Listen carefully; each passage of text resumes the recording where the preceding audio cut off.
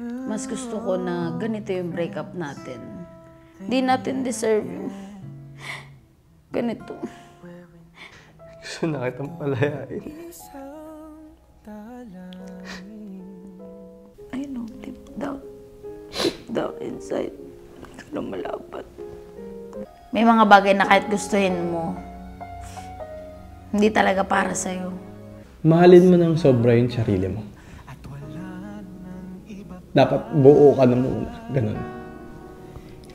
Para kahit mawala yung tao na yung iwan ka or kahit anong mangyari, kaya mo yung sarili mo. Maging okay yung relationship nyo. So, dapat yung mamahalin mo next time, buo na din. Gets mo? Para okay na kayo. Pero sa tingin mo ako na yung magiging asawa. Oo naman. At pinapanalangin ko na sana ikaw. Kasi kung hindi pa ikaw, ayoko na. Iyak ako, gago. Naiyak ka? Alam mo, di ba okay na tayo? As in, love na ulit namin isa't isa. Pag pinapanood, naman, di ba? Ikaw pa rin pala ang hanap-hanap para pa.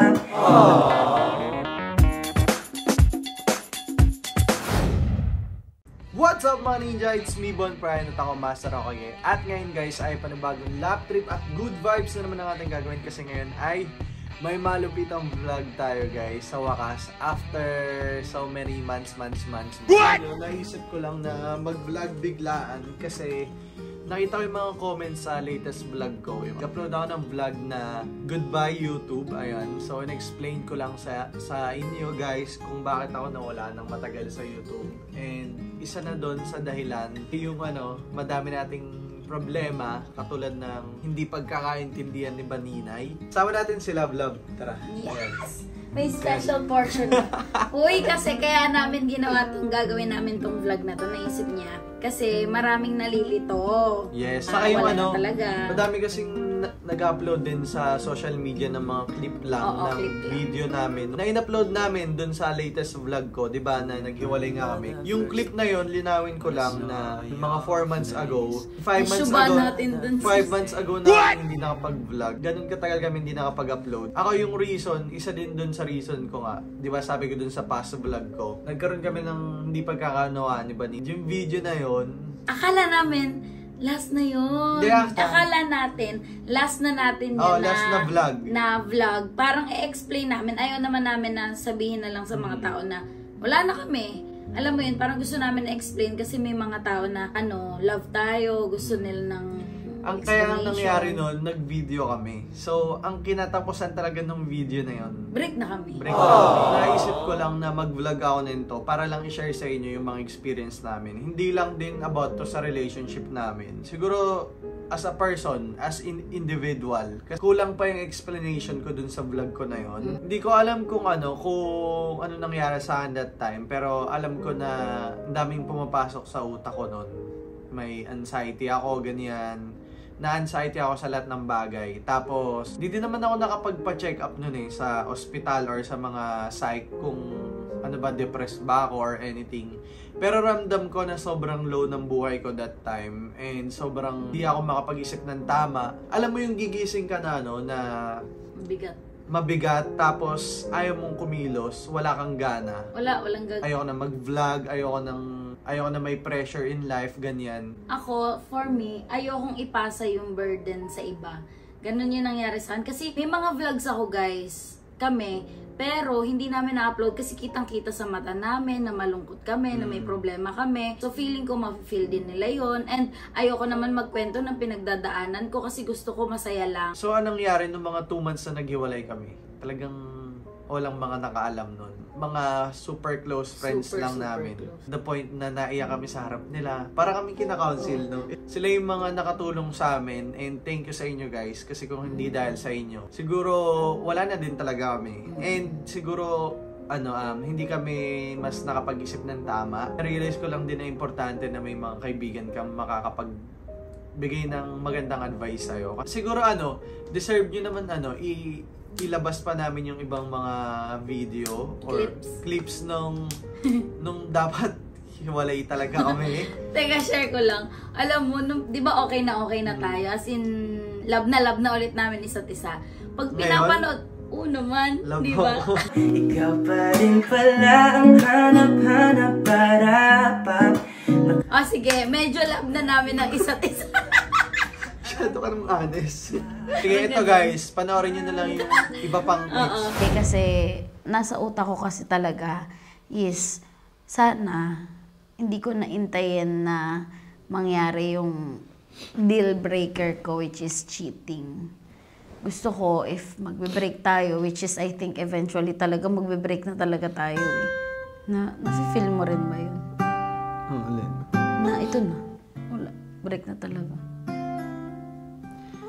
Hindi. Siguro kasi ayaw nga kita may ulay. Ba't naman kasi? Pero love, hindi, sa totoo lang. Kung gusto mo ng real talk, wala, parang nandun na ako. Nandun ako sa final step. Mas gusto ko na ganito yung breakup natin. So parang ako nagsisettle, ikaw nagsisettle. Hanggang kailan tayo magsisettle?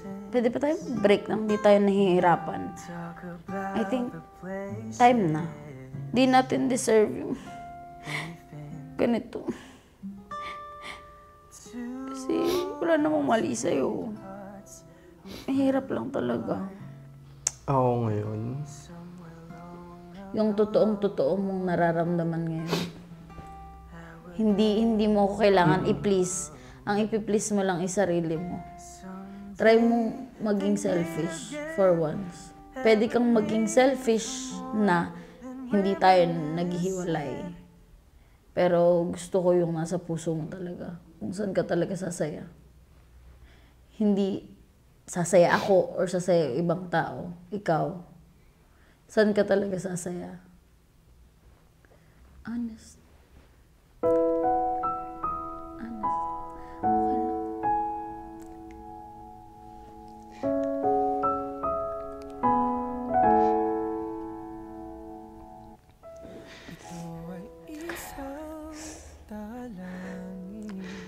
gusto na kitang palayain. Sanang ipakain, matagpuan na ang hanap na pangarap. Wala nang purpose para mag-stay pa ako. Kasalanan nga bang Ayaw kung di ka maging masaya. parusang lungkot ang hati. Ayaw kung happiness ko lang. Hangin ang yakap. Gusto kong ilaban, pero parang wala nang purpose. Siguro kasi hindi magiging okay yung relationship kapag isang tao lang yung lumalaban.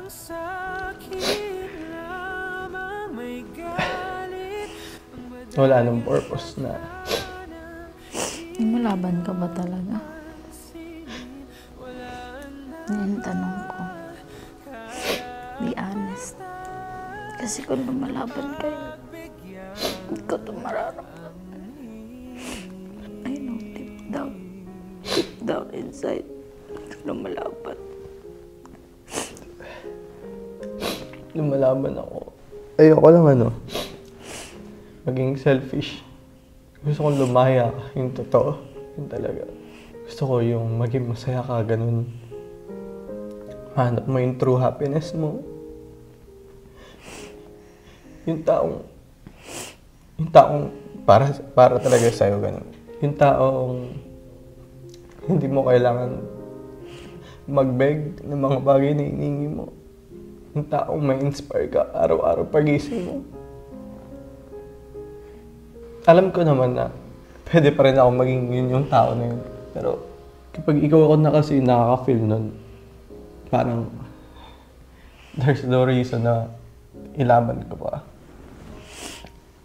Baka yung paglayo ko, yung mawala tayo, yun yung ikapayapa ng buhay mo. And supportan kita doon. Naisip mo ba na last na to? Ever? never ko inisip na sumuko sa'yo. Ganun. Ngayon lang, totoo to. Para nakikita ko yung better side. And based sa mga nasasabi mo, deserve mong sumaya. Deserve mong ma-feel yung love na hinahanap mo. Gusto ko tang sumaya, yun talaga. Hindi rin yung hindi rin yung pagkawala sa'yo, yung ayoko na lang ng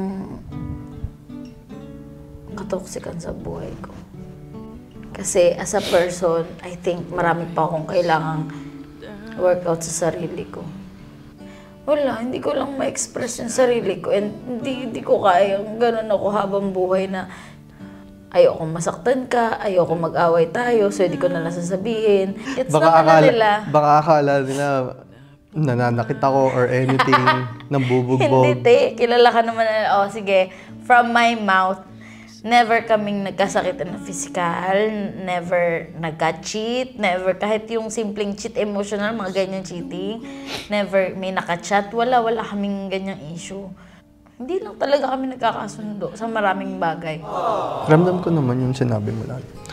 As in, walang kahit ano doon na hindi totoo. And valid yun. Hanggang dito lang pala yung kaya ko. Kasi kung sinasabi mo na kinakaya mo, na kaya mo pang itry, love, hindi ito biglaan na ngayon ko na-feel, ngayon ako sumuko. Siguro may limitation lang din yung mga tao kung hanggang kailan ka pwedeng masaktan.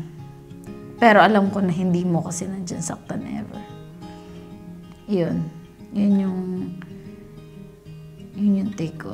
Never. Yun yung nagustuhan ko rin sa'yo, actually. Never. Tama na sa gusto. Wala. Kaya rin ako nag-stay. Kasi ginusto ko na ikaw yung maging tatay ng mga anak ko. Gusto ko din na ganyan, pogi, tsari. May mga bagay na kahit gustuhin mo, hindi talaga para sa'yo. And hindi nila kasalanan, hindi mo kasalanan, pero it's just not meant to be. Mahalin mo ng sobra yung sarili mo. Dapat buo ka na muna. Ganun.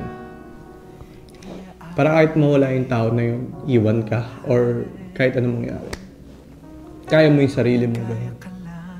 Yung happiness mo, andyan pa din. Siguro kasi nga, tama yung sinasabi nila na bago ka magmahal ng iba, dapat buo ka muna. Para maging okay yung relationship nyo. So, dapat yung mamahalin mo next time, buo na din. Gets mo? Para okay na kayo. Tayo na ako mag-jowa eh. Tsari. Yun lang. Ay! Nakakatawa, tas okay pa rin Guys, tayo. alam nyo ba? May nagsabi, doon daw siya napaiyak sa na ayaw ko na mawala ka, ganyan. Yung in-scroll mo. Okay. Ano ba nangyari sa Hindi, kasi sayang din namin na video. Walang video nun. Pinaiyak muna niya ako sis sa notes niya. Nai-scroll pala yun. Sabi niya, ayoko na. Tama ba? Ayoko na. Siko, alo. Feeling ko, hindi, honestly, feeling ko hindi mo ipapakita yung next kung nag-no ako. Actually, yun yung plano ko. Ayoko kasi magmukhang kawawa sa relasyon.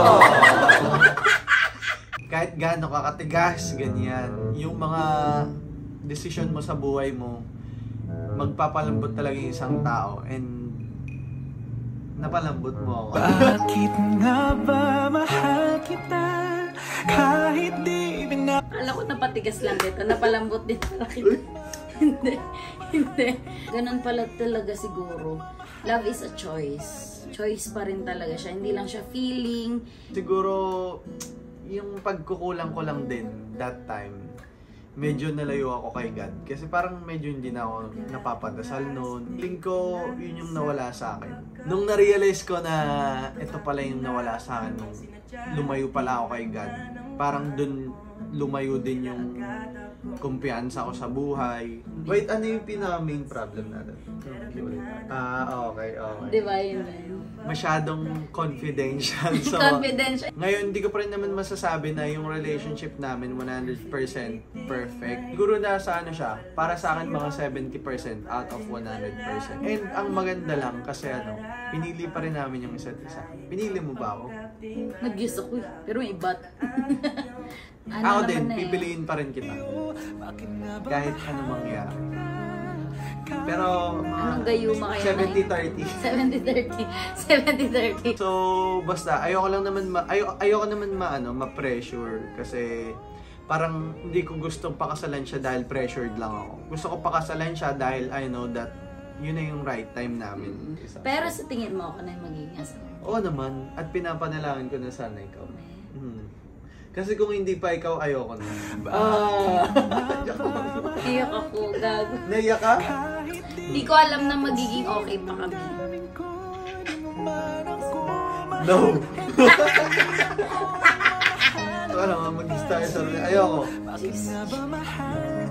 Dali.